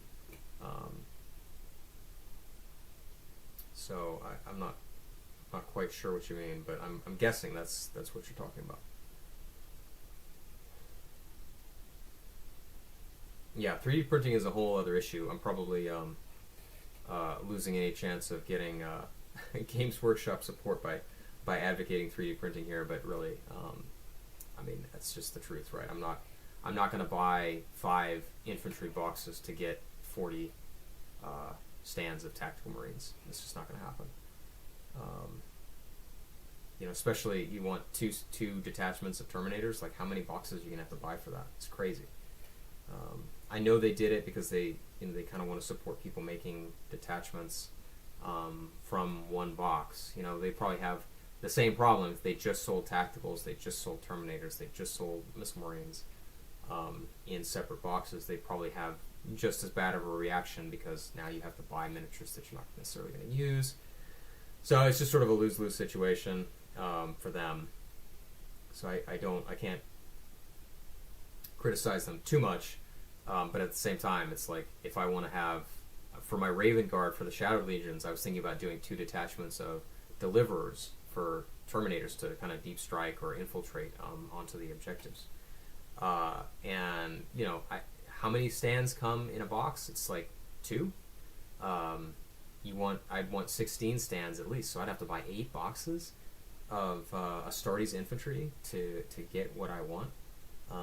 You know, that's $400. Like, I'm not doing that. You know, that's, I don't know, that's way too much. Especially when I already have a primary army with the Solar Auxilia and the Mechanicum that I've invested quite a bit into. Cerno says, yeah, that's them. GW has an issue where you can't overlap the details so their shims connect parts in an ugly way. Yeah, so I don't know if a 3D printer would be able to design the file and to print it out in a way where the shim was not ugly, and then thereby support the more fragile resin. If they could do that, then yeah, I totally agree with you.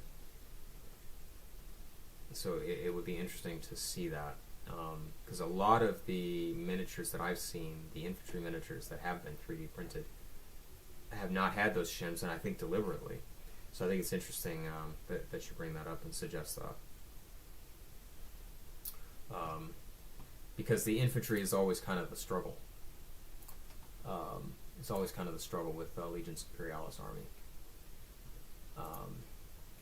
So, yeah, it's just kind of one of the things you have to get out of the way, I think. John says a lot of people put less models per base to spread out the specialist bases, but even then you don't get that many. Yeah, I've seen that. You know, I don't like that. You know, it really doesn't make a difference in terms of the game. Like, when I first started playing, I kind of was like, well, but what about line of sight and so on? But really, it doesn't matter.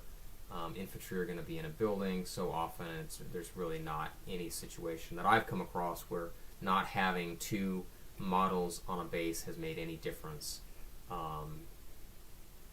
in being able to shoot at an infantry stand. So, but, you know, to me, the appeal is, right, you have a large army, and you have, like, this is supposed to be 1-for-1. Like, you put 5 Terminators in your Spartan, you get 5 Terminators in your Land Raider. They disembark, now there's 5 Terminators on the board. 5 Terminators fit into a Spartan, or 5 Terminators fit into a Land Raider, 10 fit into a Spartan. And that, to me, is part of the appeal of the game. It's like, these are actually Space Marines that are running around on the board, and it's 1-for-1. And so just personally, aesthetically, the idea of putting fewer miniatures on a base, it's just not something that I would want to do. But again, I don't have any issue, obviously, with other people doing it, because I can see how it does stretch it out some. John says, for example, I put 4 terms to a base, so I get 3 bases per box instead of 2. So yeah, I mean, that does help, absolutely. But it's not a huge it's not a huge change. It does help, for sure. So yeah, that's kind of the next step for me. I'm going to finish painting my Mechanicum, finish painting the Solar Auxilia stuff. I've got that Ambush Tercio I told you about. I got a few of my Ash Scorpions still to paint, and then I'll probably move on to the Mechanicum. I do have some Et Sans Résultats miniatures that they're Napoleonic French that I'd like to paint. But again, it's just a matter of finding people to play with. The local area just does not seem to have anybody who's even playing historicals, let alone Napoleonics at that scale. So I'm not sure if I'm going to kind of give up on that project, or maybe try to focus on like going to conventions and just meeting people there who, because I think the Wargaming company is pretty active on the convention scene. So maybe I would have more luck going to those conventions and just meeting people there to play. And that would also give me the chance to play the bigger battles that I'm more interested in, like Borodino and Waterloo and Leipzig, and the games that I think that game system is really designed to replicate in a reasonable amount of time. So we'll just have to see. I don't know if there will be more content on the channel for that. It kind of seems like Legions Imperialis is really where people are mostly interested in, which is of course natural. I mean, the whole channel is really focused around Legions Imperialis, so I don't really know if it's worth investing a bunch of time into making content for an alternative game, especially when there's so much to talk about for Legions Imperialis anyway. So I guess let me know what you guys think. I'd be curious to hear your thoughts. I would be interested in knowing if you guys enjoyed this stream. Please let me know. I don't know how often I'll do them. I was kind of thinking maybe once a month. I know a lot of people were interested in maybe a game stream. You know, we just did the Yapping stream because that was the majority vote on the channel poll. But really the majority of people seemed like some kind of game. So I might do a gaming stream and just a talking stream, maybe in January when I get back. And just kind of keep it fresh. I enjoyed, hanging out with you guys and talking, and just in a more interactive way, and just sharing some thoughts that, I didn't have to prepare beforehand, kind of more extemporaneous. So with that said, feel free to leave a comment, I guess, on the channel, on any of the posts. Let me know what you'd like to see in the future, or just let me know here in the chat. We got a few more minutes. Cerno says if you get a Discord, maybe a mini review once a month to see the community projects. Yeah, so that's Cerno. That's what I want to do for the community show on the channel. So maybe if that's what you mean. That would be part of the community show, along with like army list review, question and answer, the battle plan review, which I'm kind of excited about. I think that'll be fun. Maybe we could do a dedicated video just to community projects, but I wouldn't want to make things too redundant. But I'm certainly open to doing that if that is something that would be interesting for people to watch and to participate in. But we can definitely talk about that more.